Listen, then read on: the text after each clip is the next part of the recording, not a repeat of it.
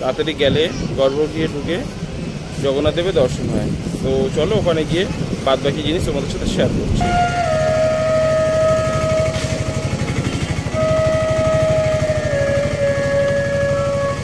এখন আমরা ভোর 4:30টার সময় মন্দিরে যাচ্ছি জগন্নাথ দেবের দর্শনের জন্য।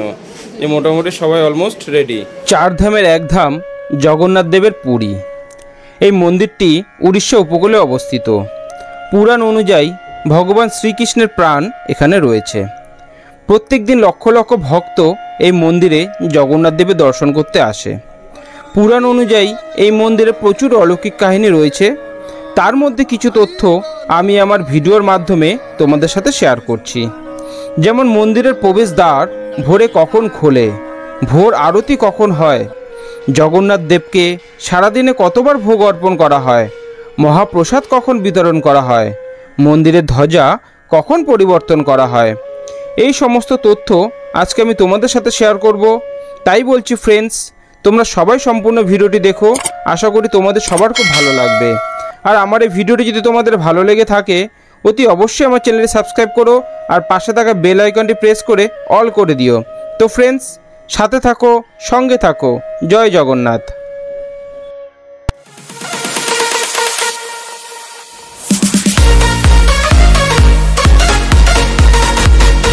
তো দেখো তোমাদের দিদিভাইও রেডি হয়ে গেছে এবং তার সাথে আবিকার মার পাশে দাঁড়িয়ে পড়েছে। এবং দেখো চারিদিকটা তোমাদেরকে দেখিয়ে দিই কেমন অন্ধকার।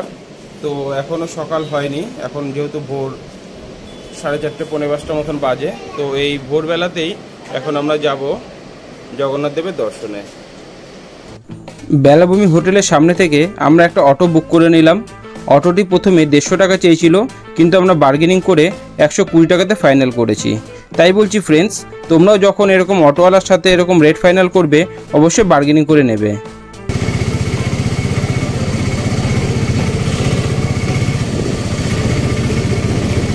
ভোর 5টার আগে আমরা মন্দিরের সামনে চলে আসলাম। এই ভোর রাতে পুরীর মন্দিরের পরিবেশটা দেখতে সত্যি খুব অপূর্ব লাগছে। এবং এখন আমরা সিংহদ্বারের সামনে রয়েছি, সেখান থেকেই মন্দিরের ভিতরে প্রবেশ করব। ফ্রেন্ডস, তোমাদেরকে বলে রাখি, পুরীর মন্দিরের সিংহদ্বার প্রত্যেক দিন ভোর 5টার সময় খোলে এবং রাত্রির 11টার সময় বন্ধ হয়। কিন্তু কোনো দিন রাত্রির 11টার সময় বন্ধ হয় না, কারণ মন্দিরের ভেতরে ভক্ত যতক্ষণ থাকে জগন্নাথ দেব ততক্ষণ ভক্তদেরকে দর্শন দেয়। তাই অনেক সময় রাত 11টা বেজে গেলেও মন্দির খোলা থাকে। এখন আমরা মন্দিরের ভিতর প্রবেশ করব, কিন্তু মন্দিরের ভিতর তো মোবাইল অ্যালাউ নেই। তো সেই কারণে তোমাদেরকে আমরা মন্দিরের ভিতরের দৃশ্যটি দেখাতে পারবো না কীভাবে পুজো দিলাম। কিন্তু একটা জিনিস আমি তোমাদের সাথে শেয়ার করতে পারি, জগন্নাথ দেবের আরতি। তো জগন্নাথ দেবের আরতিটা তোমাদের সাথে আমি শেয়ার করছি, সেটা ততক্ষণে তোমরা দেখতে থাকো আর আমরা ততক্ষণে জগন্নাথ দেবের দর্শন করে আসি। চলো দেখতে থাকো, সাথে থাকো, সঙ্গে থাকো। জয় জগন্নাথ। প্রত্যেক দিন ভোর 5টায় সিংহদ্বার খোলার পরে গর্ভগৃহে জগন্নাথ দেবের আরতি হয়। এই আরতি প্রায় 30 মিনিট ধরে হয়। আরতির শেষে জগন্নাথ দেবের চোখে কর্পূর দেওয়া হয় এবং তারপর ভক্তদের দর্শন দেন জগতের নাথ মহাপ্রভু জগন্নাথ।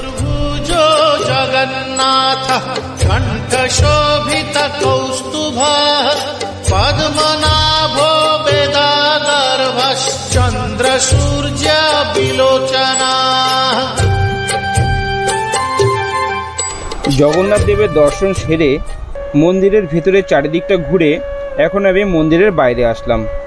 সত্যি কথা বলতে খুব সুন্দরভাবে একেবারে গর্ভগৃহ থেকে জগন্নাথ দেবের দর্শন করলাম।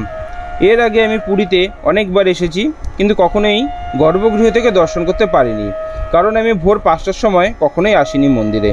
তাই বলছি ফ্রেন্ডস, তোমরাও যদি ভোর 5টার সময় মন্দিরে চলে আসো, তোমরাও গর্ভগৃহ থেকে জগন্নাথ দেবের দর্শন করতে পারবে, কারণ এই সময় ভিড় কিছুটা কম থাকে। আর বেলা বাড়ার সাথে সাথে ভিড়ও বাড়ে, সেই সময় গর্ভগৃহ থেকে দর্শন করা বন্ধ করে দেওয়া হয়। 4 ধামের এক ধাম পুরীর এই জগন্নাথ দেবের মন্দির। প্রত্যেক দিন লক্ষ লক্ষ ভক্ত আসে জগন্নাথ দেবের দর্শনে। রামেশ্বরম, দ্বারকা ও বদ্রীনাথ আরও বাদবাকি 3টি ধাম। আমরা সাধারণত দেখতে পাই অন্যান্য মন্দিরে ভগবানের বিগ্রহ ধাতু বা পাথরের হয়, কিন্তু পুরী একটু ব্যতিক্রম। এই মন্দিরে জগন্নাথ দেবের বিগ্রহ নিম কাঠের তৈরি।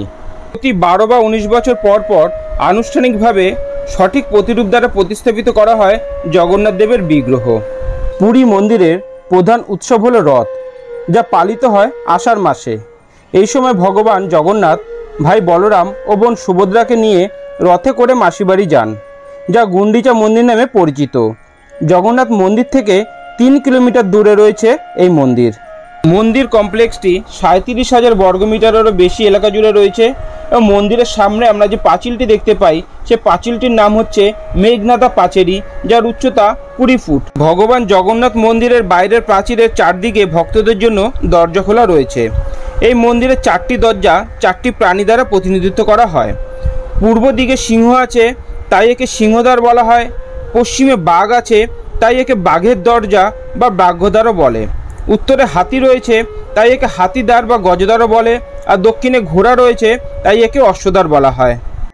মন্দিরের ভেতরে যেহেতু জুতো এবং মোবাইল ফোন অ্যালাউ নেই, তাই মন্দিরে ঢোকার পূর্বে এখানে জুতো এবং মোবাইল ফোন জমা রাখতে হবে।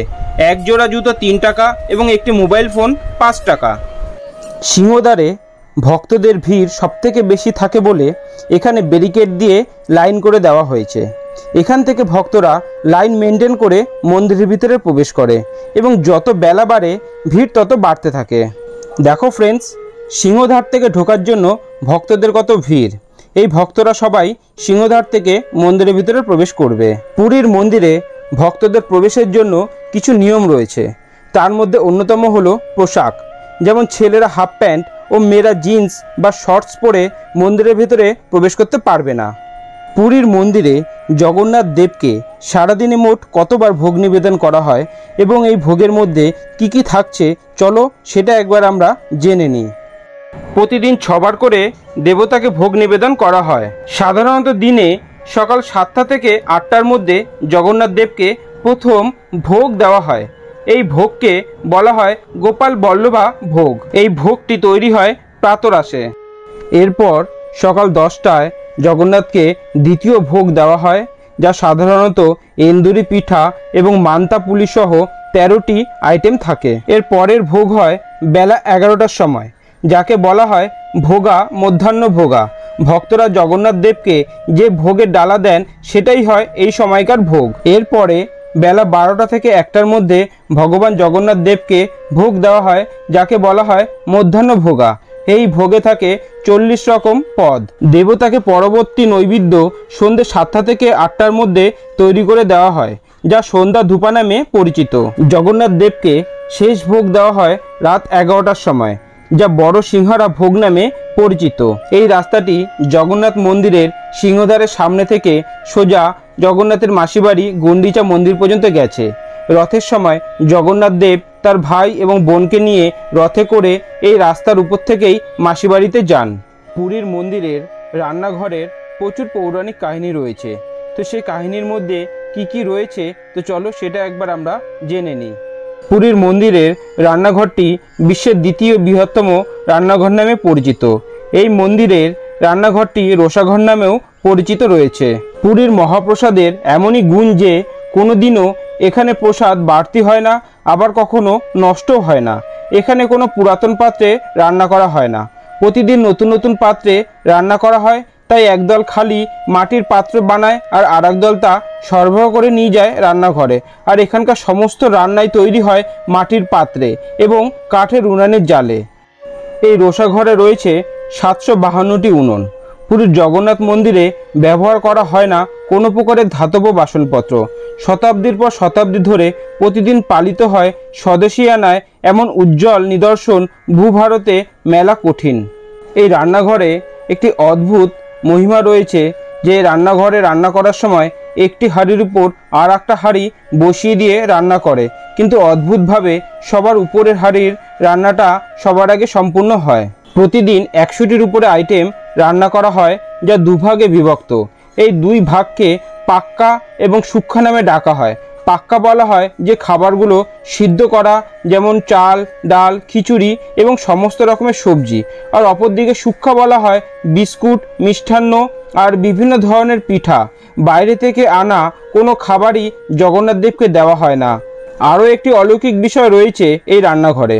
লোকমুখে শোনা যায় গঙ্গা আর সরস্বতী নদী একই সঙ্গে প্রবাহিত হয়েছে এই রান্নাঘরের ভিতর দিয়ে। তবে তা বাইরে থেকে দেখা যায় না। এই দুই নদীর জল দিয়েই রান্না করা হয়। 752টি মাটির তৈরি উনুন, যার প্রত্যেকটি দৈর্ঘ্য 3 বর্গফুট করে এবং উচ্চতায় প্রায় 4 ফুটেরও বেশি। রান্নাঘরের সার্বিক তত্ত্বাবধানে নিয়োজিত রয়েছে 1000 সেবক। তার মধ্যে 500 সেবক রয়েছে কেবলমাত্র চুলাতে রান্না করার জন্য সহকারী হিসাবে। জগন্নাথ দেব আর লক্ষ্মী দেবীর কৃপায় ধন্য এই রান্নাঘর। তাই তো পুরীর এই রান্নাঘরকে অদ্ভুত রান্নাঘর বলে অভিহিত করা হয়। প্রতিদিন কমপক্ষে 56 রকম ভোগ রান্না করা হয়। আসলে সমস্ত ভোগই গরিব নিরন্ন মানুষ এবং ভক্তদের মাঝে বিলি করা হয়। এর জন্যই বলা হয়ে থাকে জগন্নাথ দেব নিজে যেমন খেতে ভালোবাসেন, তেমনি ভালোবাসেন ভক্তদেরকে খাওয়াতে। কলা পাতার উপর রেখে এই মহাপ্রসাদ সেবন করতে হয়। আমরা সবাই জানি পুরীর মন্দিরের ধ্বজা হাওয়ার বিপরীত দিকে ওড়ে, কিন্তু কেন ওড়ে? ধ্বজা পরিবর্তন কখন করা হয়? কারা করে এই ধ্বজা পরিবর্তন? এইসব তথ্য চলো একবার জেনে নেওয়া যাক। মন্দিরের শীর্ষে থাকা ধ্বজা রোজ পরিবর্তন করা হয়। মানুষের বিশ্বাস, এই ধ্বজা বদল না করা হলে বন্ধ হয়ে যাবে পুরীর মন্দির 18 বছরের জন্য। এই মন্দিরে অনেক অলৌকিক ঘটনা রয়েছে। তার মধ্যে অন্যতম হলো মন্দিরের শীর্ষে থাকা ধ্বজা সবসময় হাওয়ার উল্টো দিকে ওড়ে। এই ঘটনার পিছনে আছে একটি পৌরাণিক কাহিনী। ভগবান হনুমানের সঙ্গে পতাকার একটা যোগ আছে বলে মনে করা হয়।